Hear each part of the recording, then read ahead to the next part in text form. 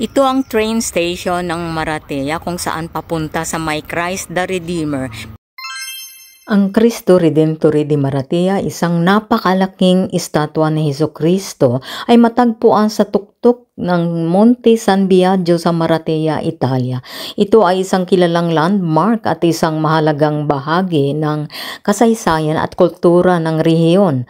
Ang kasaysayan ng pagtatayo, ang ideya para sa estatwa ay nagmula sa Conte Stefano Rivetti di Valservo matapos ang kanyang pagbisita sa Brazil kung saan namangha siya sa Cristo Redentor sa Rio de Janeiro.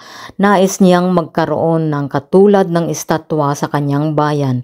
Inatasan niya si Bruno Innocenti, isang profesor ng eskultura sa Istituto di Arte ng Florence, na lumikha nito. Ang construction ay nagsimula noong 1960 at natapos noong 1965. Hindi madali ang pagtatayo dahil sa lokasyon nito sa bundok. Isang bagong kalsada ang kailangang itayo para madala ang mga materyales. Ang estatwa ay gawa ng Carrara, marble, steel at konkreto.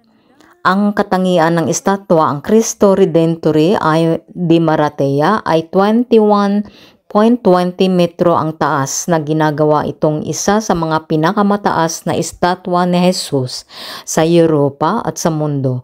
Ang disenyo nito ay may malawak na nakabukas ng mga braso na sumisimbolo ng pag-aanyaya at pagtanggap.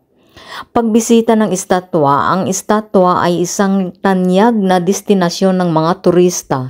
Maaring maabot ito sa pamamagitan ng isang paikot-ikot na kalsada na umaakyat sa Monte San Biagio. Nag-aalok ito ng magandang tanawin ng baybayin at ng bayan ng Maratea. Sa madaling salita, ang Cristo Redentore di Maratea ay higit pa sa isang estatwa. Ito ay isang simbolo ng pananampalataya, isang testamento sa pagsisikap ng mga taong nagtayo nito at isang mahalagang bahagi ng tanawin ng Maratea.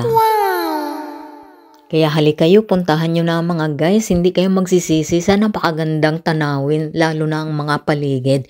Thanks for watching guys, follow me for more.